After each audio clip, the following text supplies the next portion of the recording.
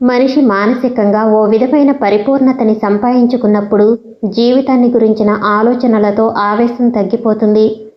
రోజులు యాంత్రికంగా వెళ్ళిపోయాయి. కాలం గడిచిన కొద్దీ ఆశయాల మీద, ఉద్రేకం మీద అంతక్రితం సంపాదించుకున్న అనుభవం వేదాంతపు తెరని దింపేస్తుంది. చేసే ప్రతి పని పట్ల ఓ విధమైన ఉదాసీనత, ప్రవర్తనలో ఓ రకమైన నిశ్చలత్వం వచ్చేస్తాయి. సుఖదుఖాలకి అతీతంగా నిలబడే మనసు వేటికి చలించదు. ప్రస్తుతం మాధవ్ కూడా అదే స్థితిలో ఉన్నాడు. రోజులు గడిచిన కొద్దీ సంధ్యని చేరుకోగలను అనే ఆశ హారతి కర్పూరంలా హరించుకుపోతుంది. బాబు ద్వారా సంధ్యని పొందాలని అనుకున్న మాధవ్ ఆ ప్రయత్నం ఫలించకపోగా బాబుని కూడా పోగొట్టుకుంటున్నాడేమో అనే భయంతో కుమిలిపోసాగాడు. అతను ఆశించింది నిజమే. బాబు సంధ్య ఆప్తులయ్యారు. ఇప్పుడు వరుసగా 4-5 రోజులు తండ్రి కనిపించకపోయినా బాబు బెంకపడడు. వాడు సంధ్య దగ్గర బాగా అలవాటు కావాలని ఏ వంకతో దూరంగా ఉండేవాడో ఆ వంకే బాబుని శాశ్వతంగా దూరం చేస్తుంది. తను ఆశించింది లభించిందనే తృప్తి అతనికి ఏమీ లేకపోగా పైనుంచి విపరీతమైన అశాంతితో మనసు వెలవెలలాడసాగింది. సంధ్య తన చుట్టూ గీసుకున్న గిరి నుంచి ఒక్కడుగు ముందుకు వేయకుండానే బాబుని అందులోకి లాక్కుంటుంది. బయట నిలబడిపోయిన మాధవ్ తనకి ఆ పరిధిలో ప్రవేశించే అర్హత లేకుండా ఎప్పటిలాగా బయట ఒంటరిగా నిలబడిపోయాడు. సంధ్య మనసులో అతని పట్ల ఉన్న ద్వేషం దోసగింజంత కూడా తగ్గలేదు. ఓ విధంగా విజయం పొందిన మాధవ్ ఇంకో రకంగా చిత్తుగా ఓడిపోయాడు. రాత్రింబవళ్ళు బంతుల్లా దొర్లిపోతున్నాయి. రోజుల చక్రంలో ఆకుల్లా గిర్రున తిరిగి వస్తున్నాయి. సంవత్సరాలు ఇట్టే గడిచిపోయాయి.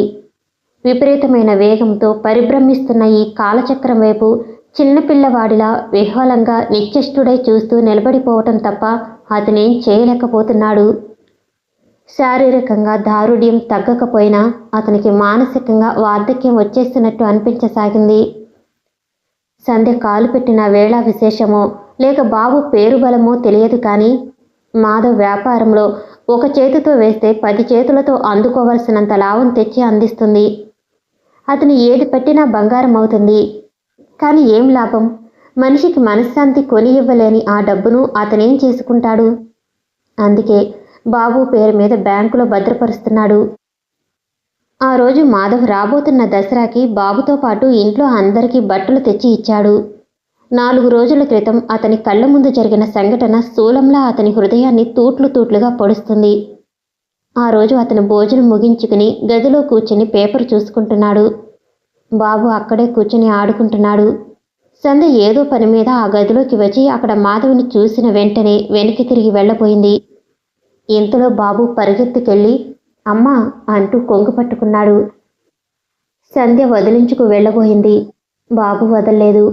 పైనుంచి నవ్వుతూ మరింత గట్టిగా పట్టుకుని తన వైపు లాగాడు. అసలే పాత చీర, అప్పటికే కాస్త చిరిగి ఉంది కాబోలు. బాబు పట్టుకులాగగానే పర్రున గుండెల మధ్యకి చిరిగి ఊడి వచ్చింది. క్షణంసేపు కొయ్యిబారిపోయిన సంధ్య వెంటనే 2 చేతులు వక్షానికి అడ్డుపెట్టుకుంది. తన చేతుల్లోకి ఊడి వచ్చిన చీరని చూసి బాబు పకపకా నవ్వాడు. మాధవ్ తెల్లబోయి చూస్తున్నాడు. సంధ్య వెంటనే వంగి బలంగా వాడి వీపు మీద ఒక్కటి చరిచి గిరుక్కుని తిరిగి మెరుపులా వెళ్ళిపోయింది. మాధవ్ లేచి వచ్చి ఏడుస్తున్న బాబుని దగ్గరికి తీసుకుని సముదాయించాడు. ఆ సాయంత్రం భోజనం చేసి చేయి కడుక్కుని యువతలకి వస్తుంటే వంటి ఇంటి గుమ్మం పక్కన నిలబడిన సంధ్య తల వంచుకుని కాలిబొటన వేలు నేల మీద వ్రాస్తూ క్షమించండి అంది. ఎందుకు? ఆశ్చర్యపోతూ అడిగాడు. చీర చిరిగిపోయిందనే కోపంతో బాబును కొట్టాను. అది నా తప్పే. నీకు ఆ హక్కు ఉంది. ఇంకో మాటకి అవకాశం ఇవ్వకుండా అక్కడి నుంచి వచ్చేశాడు. మర్నాడు అదే చీర సంధ్య కట్టుకోవటం చూసిన అతని మనసు కుంగిపోయింది. అందుకే ఈరోజు ఆయతో పాటు ధైర్యం చేసి సంధ్యకి కూడా చీరలు తెచ్చాడు. ఎక్కువ ఖరీదు పెట్టి కొంటే విసిరి ముఖం మీద కొడుతుందని భయం. అందుకే మామూలు చీరలు తెచ్చాడు. ఏమిటవి? అంది సంధ్య చీరలున్న పెట్టె తెచ్చి ఇచ్చేస్తూ. అందులో ఉన్నవి చీరలని ఇద్దరికీ తెలుసు. నీకే. గోడవైపు తిరుగుతూ అన్నాడు. సంధ్య ముఖంలో కనిపించబోయే భావం అతనికి తెలుసు. అది చూసి భరించగలిగే శక్తి రోజురోజుకి సన్నగిల్లుతుంది. ఈ మధ్య మరీ దిగజారిపోతున్నాడు. నాకెందుకు? నొసలు చిట్లించింది సంధ్య. దసరాకి ఇంట్లో అందరికీ బట్టలు తెస్తూ నీకు తెచ్చాను. అందులో ప్రత్యేకత ఏమీ లేదు. కనీసం అలా అంటేనైనా తీసుకుంటుందేమోనని ఆశ. ఓహో! సంధ్య నిర్లక్ష్యంగా అన్న ఓహో అతని గుండెల్ని నిర్దాక్షిణ్యంగా చీలుస్తుంది. అది భరించగల శక్తి అతనిలో ఇంకిపోతుందని సంధ్యకలా తెలుస్తుంది. ఇంకా ఎన్ని రోజులు తనకి నరకం? అణువణువున ఈ చిత్రహింస ఇంకా ఎన్ని యుగాలు? మాధవ్ బిగపెట్టి నిలబడ్డాడు. మీరు ప్రత్యేకత చూపించారా లేదా అని నేను అడగటానికి రాలేదు. ఇవి నాకు అనవసరం అని చెప్పి వెళ్ళటానికి వచ్చాను. ప్యాకెట్ మంచం మీద పడేసి వెళ్ళిపోబోయింది. వెంటనే ఇటు తిరిగిన మాధవ్ చేయి పెట్టి ఆపాడు. సంధ్య ఉలిక్కి పడటం అతను గమనించకపోలేదు. సంధ్య, ఒకటి అడుగుతాను, జవాబు చెప్పు అన్నాడు. సంధ్య మాట్లాడలేదు, వెనక్కి తిరగలేదు. నిటారుగా అలాగే నిలబడిపోయింది. నా మీద అసహ్యం ఉంటే ప్రతీకారం ఎందుకు తీర్చుకోవు? కనీసం నోరు తెరిచి నా ముఖం మీద ఎందుకు చెప్పవు? అడుగడుగునా నీ నిర్లక్ష్యంతో ఇలా కాస్త కాస్త ఎందుకు చంపుతావు నన్ను? సంధ్య మాట్లాడలేదు. చెప్పు సంధ్య, చెప్పు. చెయ్యి మరింత బిగించి పట్టుకుంటూ అడిగాడు. అప్పటికీ సంధ్య నోట్లోంచి మాట రాలేదు. నేను నీకు అన్యాయం చేసిన మాట నిజమే, నేను కాదనటం లేదు. అది గుర్తించి నీ జీవితం చక్కదిద్దాలని ఎంత ప్రయత్నం చేస్తున్నానో నువ్వు గ్రహించవెందుకు? మాట్లాడవేం? నాకు అవకాశం ఎందుకు ఇవ్వవు? నాకిష్టం లేదు. ఎవరేం చేసినా నేను పోగొట్టుకున్నది తిరిగి పొందలేను, కాబట్టి నాకు అవసరం లేదు. ఇద్దరి మధ్య నిశ్శబ్దం ఏర్పడింది. చెయ్యి వదిలేస్తున్నాడు అనుకుంది. అతని చేతివేళ్లు వదులు అయినట్టే అయ్యి వెంటనే మరింత బలంగా బిగుసుకున్నాయి. రెండో చెయ్యి భుజం మీద వేసి బలంగా గిరుక్కున తన వైపుకు తిప్పుకున్నాడు. అనుకోకుండా చేసిన ఈ పనితో సంధ్య అతని గుండెల దగ్గరగా ముఖాముఖి వచ్చింది. క్షణంసేపు ఇద్దరూ ఒకళ్ళ కళ్ళల్లోకి ఇంకోళ్ళు తీవ్రంగా చూస్తూ నిలబడిపోయారు.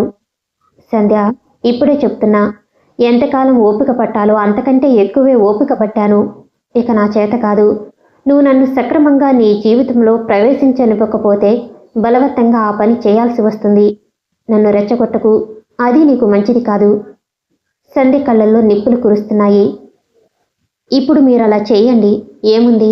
చదువు నెపంతో వాసుని దూరం చేశారు. మంచితనం ఎరగా చూపించి ఆయాన్ని లొంగ తీసుకున్నారు. నోరు తెలియని పసిపిల్లాడితో అమ్మ అని పిలిపించటంలో మీ ఉద్దేశం ఏమిటి? మీ మనసులో ఉన్న నీచభావం నేను గ్రహించలేదనా? నాకింక మీరు చేసే చెడు ఏముంది? సింహంతో మేకపిల్ల కలయబడలేదని తెలుసుకోలేని మూర్ఖురాలని కాదు. దిగజారిన నా పరిస్థితులు ఆధారంగా తీసుకుని అవసరంలో ఆదుకున్నాను అనే నెపంతో నా నుంచి మీరు ఏం కోరినా కోరవచ్చు. మీ పశుబలంతో నా శరీరాన్ని మళ్ళీ లొంగ తీసుకుంటే తీసుకోవచ్చు. కానీ ఎప్పటికీ నా కంఠంలో ఊపిరి ఉండగా నన్ను నా మనసుని గెలుచుకోలేరు. సంధ్య, మాధవ్ వెన్నుపోటు తిన్న మనిషిలా చెయ్యి వదిలేశాడు. సంధ్య వెంటనే గిరుక్కున వెనక్కి తిరిగి వెళ్ళిపోయింది. ఆ వెళ్ళటంలో కంగారు కానీ భయం కానీ లేదు. సగర్వంగా మహారాణిలా టీవీగా తలెత్తి మెల్లిగా వెళ్ళిపోయింది. మాధవ్ నీరసంగా మంచం మీద కూలబడిపోయాడు. ముఖం నిండా చిరుచెమటలు అలుముకున్నాయి. ఆ నిమిషంలో చూడలేదు కానీ చూస్తే సంధ్య మనసు కూడా నీరు కారిపోయేంత దీనంగా ఉంది అతని ముఖం. భగవాన్, ఏం చెయ్యాలి? ఇద్దరి మధ్య ఉన్న ఈ అఘాతం పూడే ఉపాయమే లేదా? భయంకరమైన బ్రహ్మరాక్షసి మెల్లిమెల్లిగా నోరు తెరిచి పెద్దది చేసినట్లు నానాటికి పెరుగుతుంది, కానీ తరగటం లేదే. దీన్ని దాటటం ఎలా? ఒకవేళ ఎలాగో జీవితాన్ని ఫణంగానైనా పెట్టి అతి ప్రయాసతో అవతలికి చేరితే సంధ్య నిర్దాక్షిణ్యంగా మళ్ళీ అందులోకి తోసేస్తుందే కానీ ఆప్యాయతతో దగ్గరికి తీసుకోదు. అది ఈ రోజుతో స్పష్టంగా తెలిసిపోయింది. ఆడవాళ్లు సుకుమారులు, సున్నితమ స్వభావులు అంటారే. సంధ్య మనసులో నాజూకుతనం అనేది లేదా? పాషాణంలా కఠినంగా ఉన్న ఈ సంధ్యలో ప్రాణం పోసి సజీవంగా చేసేదెలా? ఎలా? అది అతనికి సాధ్యం కాదన్న మాటేనా? సంధ్యని చేరుకోవాలనే తన ప్రయత్నంలో అపజయమే వ్రాసిపెట్టి ఉందా? భగవాన్, నేనేం చెయ్యను? మాధవ్ మనసులో ఎక్కడో హృదయాంతరాళంలో బయలుదేరిన ఈ జ్వాల మెల్లగా ప్రాకి అంతయి ఇంతయి అన్నట్టు హృదయం అంతటా ఆక్రమించుకోసాగింది. భగవంతుడు తను చేసిన ఆ అపరాధానికి శిక్షించలేదని, పైనుంచి సకల సంపదలు ఇచ్చి ఆశీర్వదించాడని అపోహపడ్డాడు. ఎంత భ్రమ! వడ్డీతో సహా తీరుస్తున్నాడు. కేవలం సంధ్యని చేరుకొని ఈ నరకం అనుభవించటానికే రాంగోపాలరావు గారి ఆస్తి తనకు సక్రమించినట్టుంది. ఇంత డబ్బుంది, జీవితం సకల విధాలా అనుభవించటానికి ఇన్ని అవకాశాలున్నాయి. కానీ తనేమైనా సుఖం అనేది ఎరుగున్నాడా? అతని మనసు వేయి రంపాలతో చీల్చి చిన్నాభిన్నమైన ఆ ముక్కల్ని అశాంతి అనే అగ్నిలో కాలుస్తున్నట్టు అనిపించసాగింది. పై సంఘటన జరిగిన తర్వాత మాధవ్ సంధ్యకి చాలా దూరంగా ఉండటం ప్రారంభించాడు.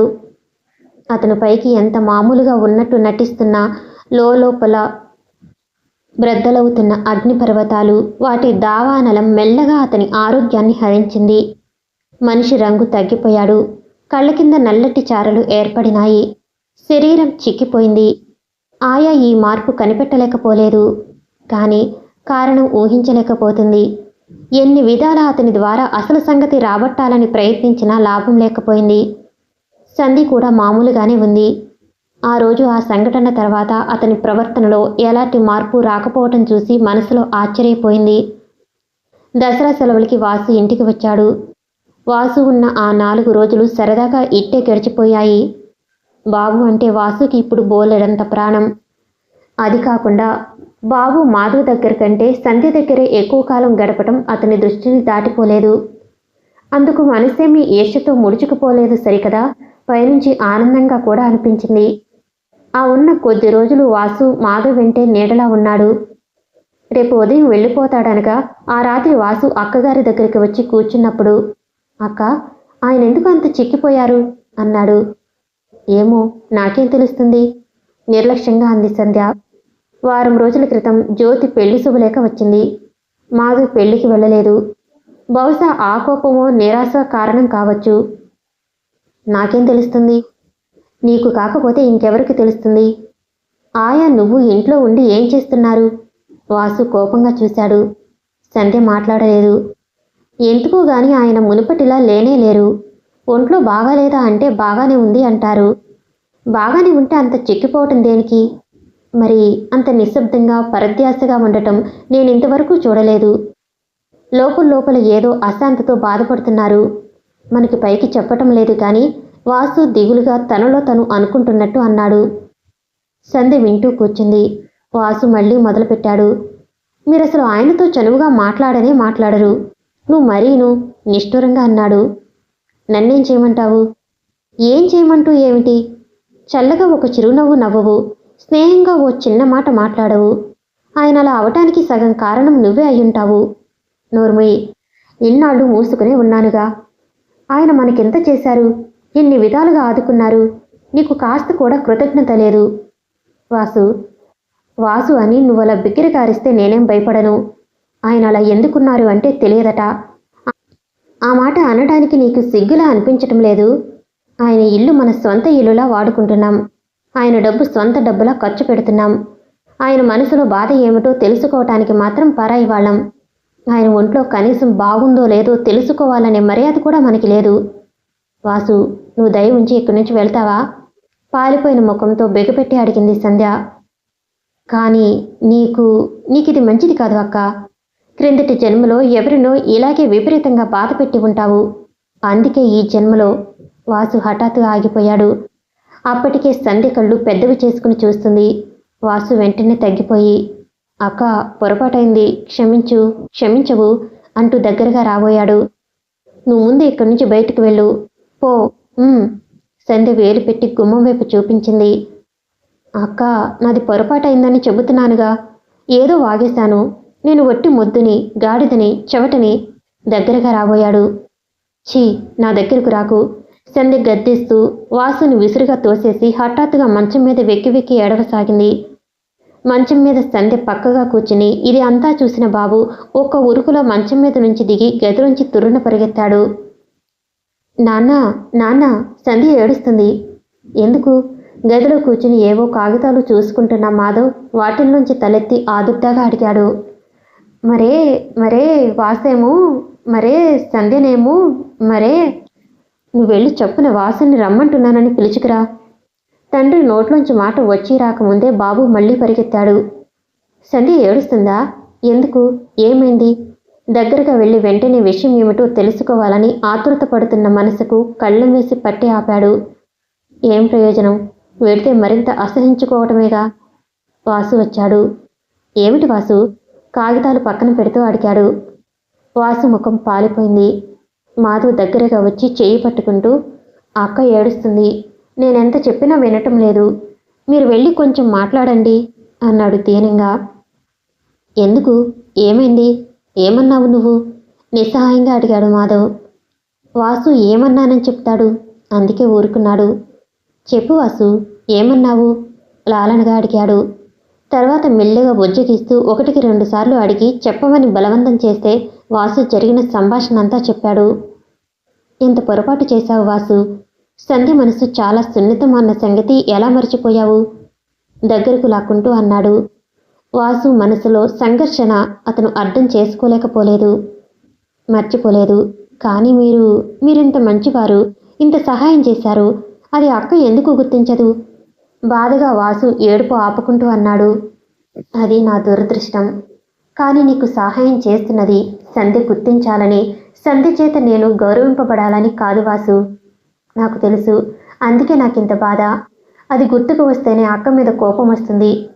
నిజానికి మీ అండ లేకపోతే మేము ఏమైపోయేవాళ్ళం? తలుచుకుంటేనే భయం వేస్తుంది.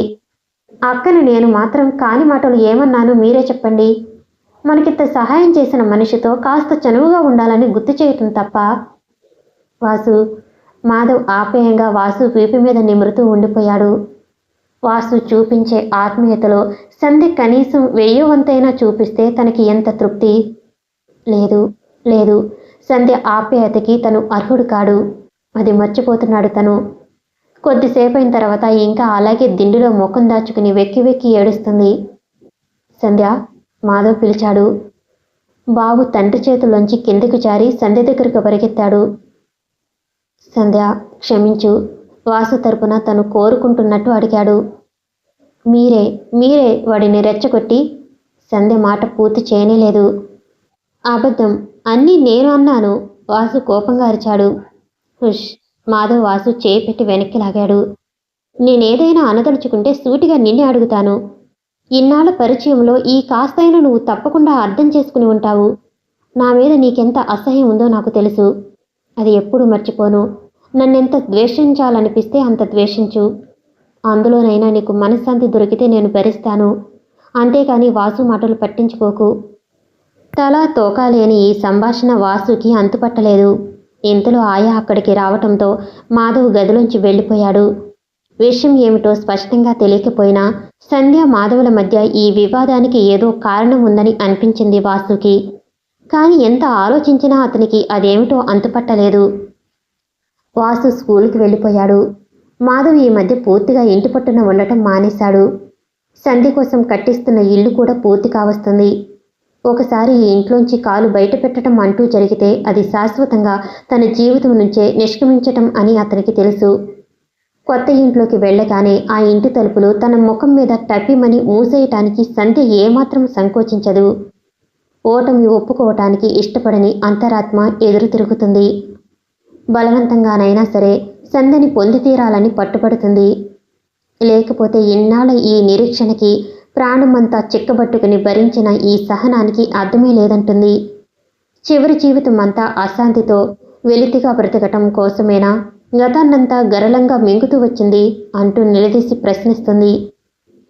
చాలా రోజుల నుంచి అతను మనసుని అదుపాజ్ఞాలలో ఉంచుతూ వచ్చాడు. ఈనాడు ఆ మనసు ఎదురు తిరిగి అతన్ని శాసించటం మొదలుపెట్టింది. నువ్వు చూపిన అనురాగం అర్థం చేసుకుని అర్ధాంగి అవటానికి ఇష్టపడకపోతే అధికారం చూపి బలవంతంగా బానిసగానైనా సరే ఆకట్టుకోమని హెచ్చరించసాగింది.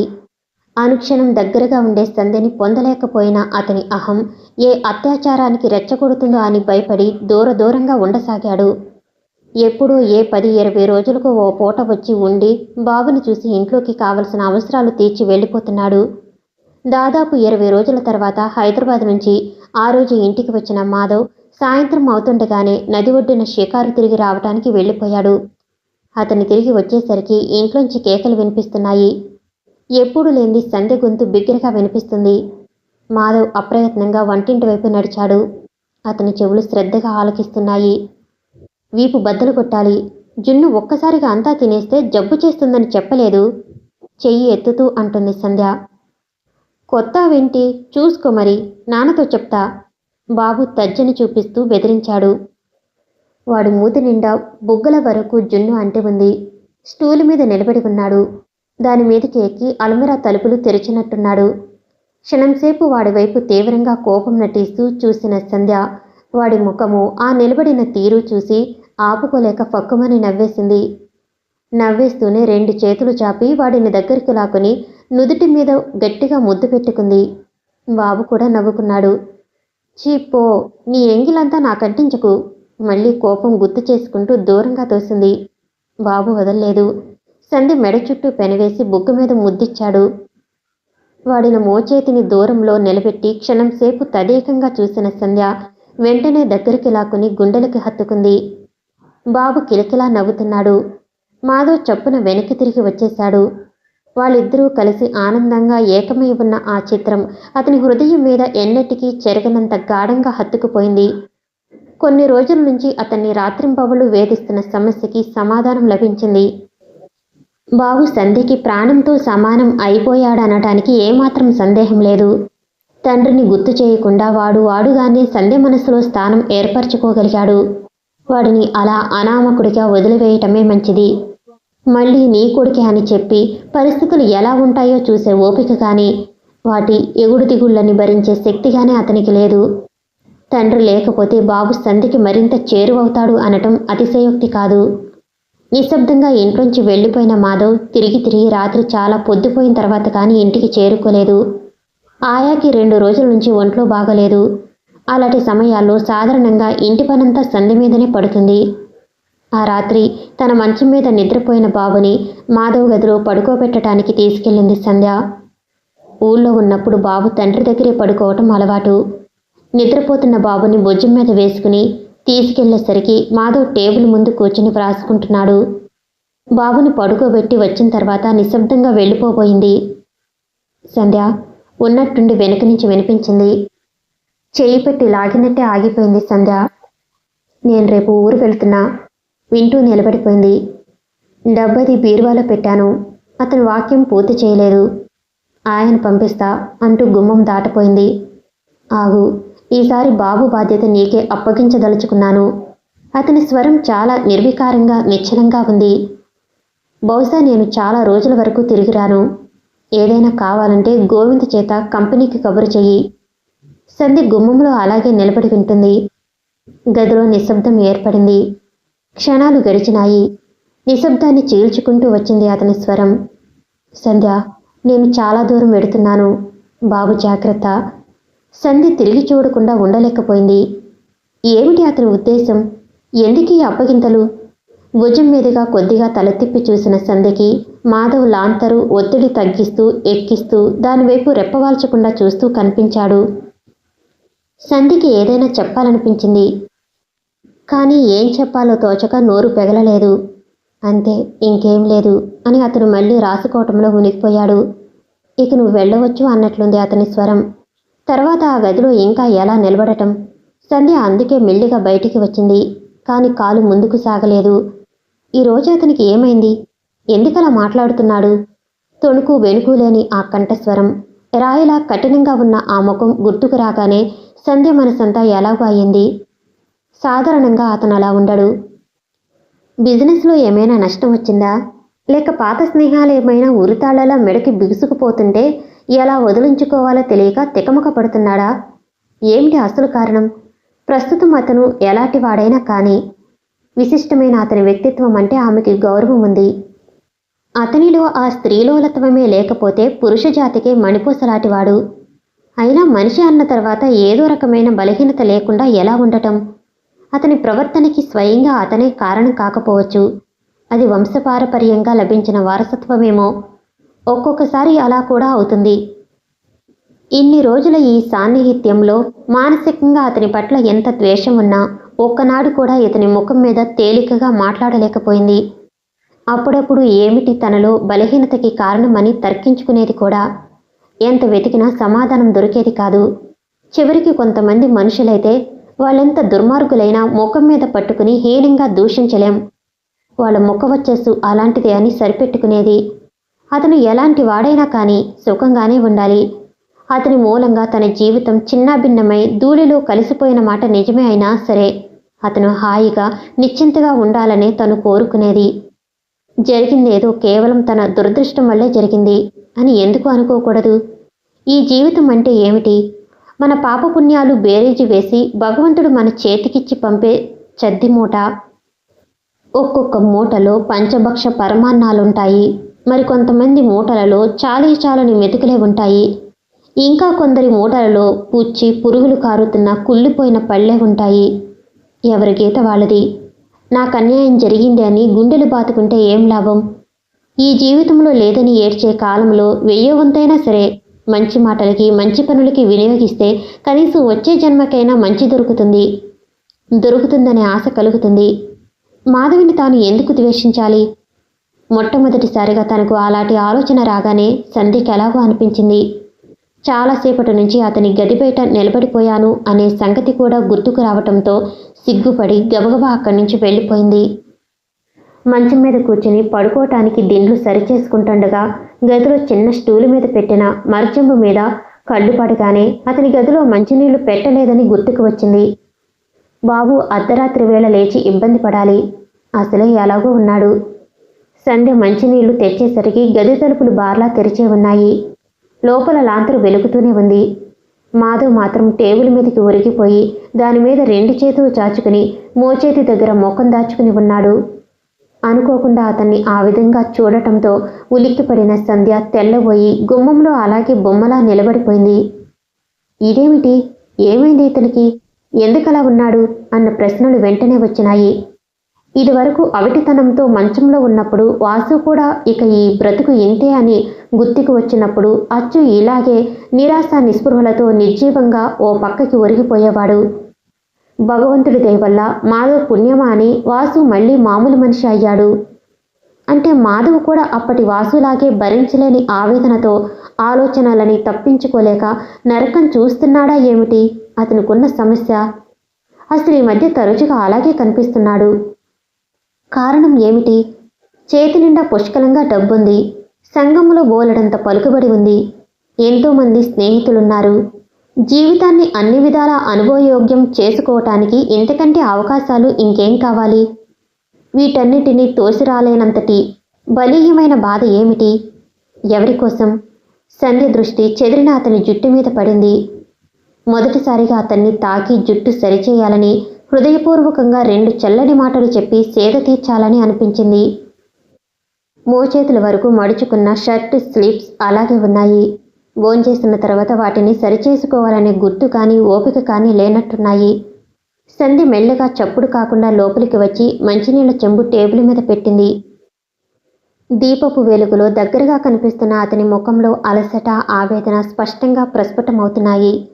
మంచినీళ్లు పెట్టిన శబ్దం వినగానే మాధవ్ ఉలిక్కిపడి తలెత్తి చూశాడు. ఇద్దరి కళ్ళు కలుసుకున్నాయి. ఆ క్షణంలో అతని ముఖంలో కనిపిస్తున్న భావన చూసి సంధ్య గుండెలు అవ్యక్తమైన వ్యధతో కుంగిపోయింది. అశాంతిని, ఒంటరితనాన్ని తప్పించుకోలేక జీవితం అంటే విరక్తి పుట్టి ఆత్మహత్యకు సిద్ధం కాబోతున్న మనిషిలా ఉన్నాడు. సంధ్య పెదవులు అస్పష్టంగా కదిలాయి. కానీ శబ్దం పైకి రాలేదు. మాధవ్ మొదట సంధ్యని అంత దగ్గరగా చూడగానే తెల్లబోయాడు. చాలాసేపటి నుంచి పరధ్యానంగా ఎక్కడో ఉన్నట్టు అతనికి క్షణంసేపు తను చూస్తున్నది యత్నంగా అతని చేయి ముందుకు కదిలి సంధ్య చేతిని పట్టుకోబోయి తిరిగి యథాస్థానంలోకి వచ్చేసింది. నువ్వా అంటూ లేచి సరిగ్గా కూర్చున్నాడు. సంధ్యకి మొదటిసారిగా అతనంటే ఉన్న ఏవగింపు రూపు లేకుండా ఛాయ మిగలకుండా అతి విచిత్రంగా మాయమైపోయింది. అతని చేతిని తనే అందుకుని 2 చేతులతో పట్టుకుని, ఏమిటి మిమ్మల్ని కొంగతీస్తున్న ఆ బాధ? నాకు చెప్పండి, నన్ను కూడా పంచుకొనివ్వండి అని అడగాలని బలంగా అనిపించింది. మరో నిమిషం అయితే అడిగేసేది కూడా. కానీ మాధవ్ సంధ్యని పెదవి కదిపే అవకాశమే ఇవ్వకుండా కుర్చీలోంచి లేచి దూరంగా వెళ్ళిపోతూ, సంధ్య, ఈరోజు బాబు నా దగ్గర వద్దు, నీ గదిలోకి తీసుకెళ్లి పడుకోబెట్టుకో అన్నాడు. అదే కంఠం, అదే నిర్లిప్తత. సంధ్య అనదలుచుకున్న మాటలు నాలుక చివరి ఆగిపోయాయి. మౌనంగా బాబుని తీసుకోపోయింది. నువ్వాగు, నేనే తీసుకొస్తా, నా చేతులతో నన్నే తీసుకొచ్చి పడుకోబెట్టని మాధవ్ వారిస్తూ మంచం దగ్గరికి వచ్చాడు. అతని ప్రవర్తన ఏమాత్రం అర్థం కాని దానిలా అతని ముఖంలోకి వింతగా చూసింది. మాధవ ఆ చూపులు పట్టించుకోనట్టే ఎటూ చూడకుండా బాబుని లేవనెత్తి భుజం మీద వేసుకున్నాడు. సంధ్య గదిలోకి తీసుకువచ్చి పడుకోబెట్టి వెళ్ళబోయే ముందు 1 నిమిషం ఆగి వాడిని పరీక్షగా చూశాడు. ఆ చూపుల్లో ప్రియాతి ప్రియమైన దాన్నేదో ఆఖరిసారి మరొక్కసారి కళ్ళారా చూసుకుంటున్న అనుభూతి ఉంది. ఒకసారి బాబు వైపు, మరోసారి సంధ్య వైపు మార్చి మార్చి చూసిన అతను వస్తా అంటూ వెళ్ళిపోయాడు. మధ్యలో గుమ్మం దగ్గర అరసెకను ఆగి, నేను తెల్లవారుజామున వెళ్ళిపోతాను, నువ్వు నిద్రలో ఉంటావు, అందుకని ఇప్పుడే చెప్తున్నా అన్నాడు. సంధ్య ఏదో చెప్పాలని పెదవులు తెరిచే లోపల అతను తలుపులు చేరవేసి వెళ్ళిపోనే పోయాడు.